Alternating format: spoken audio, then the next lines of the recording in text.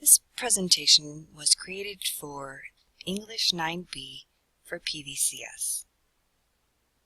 We'll be looking at syntax in Fahrenheit 451. Let's look at what syntax is.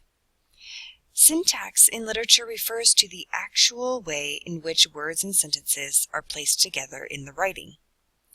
Usually in the English language, the syntax should follow a pattern of subject, verb, object agreement, but sometimes authors play around with this to achieve a lyrical, rhythmic, rhetoric, or questioning effect.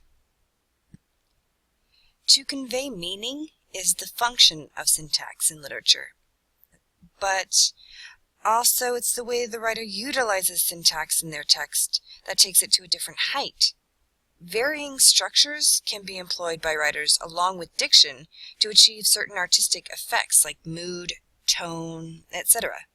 And like diction, syntax not only intends to affect the reader, but also expresses the writer's attitude.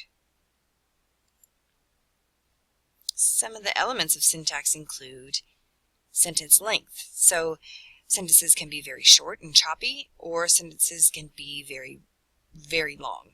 Run-on sentences that would otherwise be incorrect if it weren't for the freedom of fiction writing. Repetition of a word or idea to make a point is also an element. Syntax and diction are closely related. Diction refers to the choice of words in a particular situation, while syntax determines how the chosen words are used to form a sentence.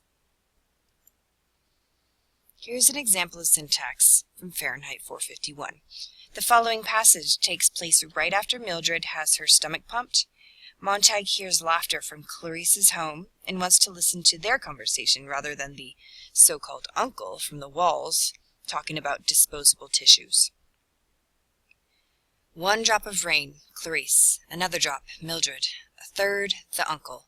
A fourth, the fire tonight. 1 Clarice, 2 Mildred, 3 uncle, 4 fire. 1 Mildred, 2 Clarice. 1, 2, 3, 4, 5 Clarice, Mildred, uncle, fire, sleeping tablets, men, disposable tissue, coattails, blow, wad, flush, Clarice, Mildred, uncle, fire, tablets, tissues, blow, wad, flush, 1, 2, 3, 1, 2, 3, rain, the storm, the uncle laughing, thunder falling downstairs, the whole world pouring down, the fire gushing up in a volcano, all rushing on down around in a spouting roar and rivering stream toward morning.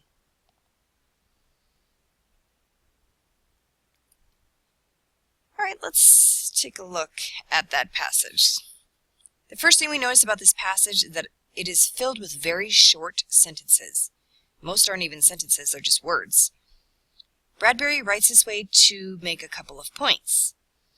First, when we are stressed out, we don't necessarily think in complete sentences. This passage from the book may be trying to show a more realistic idea of what is going on inside Montag's head. Secondly, Bradbury uses the raindrops to keep track of all the things that are bothering Montag at the moment. With each drop comes something that is on his mind. Third, the rapid-fire thoughts also reveal that something, or things, are troubling Montag. Bradbury wrote this passage this way to show Montag's anxiety. All right, let's look at another example from the book. The following scene takes place in the underground suction train. Montag has the Bible and is trying to memorize a passage from it, while a commercial about toothpaste plays loudly in the background. He clenched the book in his fists. Trumpets blared. Denham's dentifrice. Shut up, thought Montag. Consider the lilies of the field. Denham's dentifrice. They toil not. Denham's? Consider the lilies of the field. Shut up, shut up. Dentifrice. He tore the book open and flicked the pages and felt them as if he were blind. He picked at the shape of the individual letters, not blinking. Denham, spelled D-E-N. They toil not, neither do they. A fierce whisper of hot sand through empty sieve. Denham does it.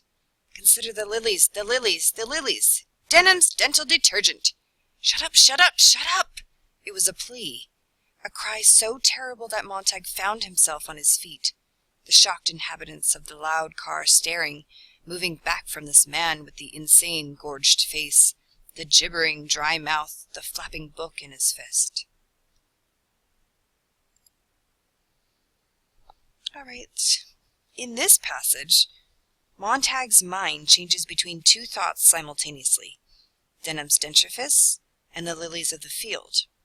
He hears the commercial for Denham's Dentrifice while he's trying to memorize a line from the Bible, and he's having a difficult time doing it. You can tell the difficulty of the task due to the commercial's constant butting in. The chopped off sentences show the constant struggle to focus on one thing at a time. Each repeating word has its own reason. Bradbury repeats Montag's plea for the commercial to shut up several times.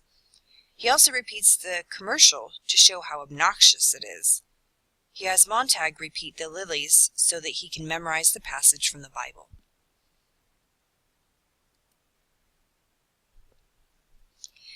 Instead of Bradbury just explaining what exactly is going on with Montag in these passages, he's showing us with his sentence structure by using chopped up sentences and repetition. Stop. Please complete the task for syntax in Fahrenheit 451. I hope you have enjoyed this presentation, and I hope you have learned something about syntax from Fahrenheit 451.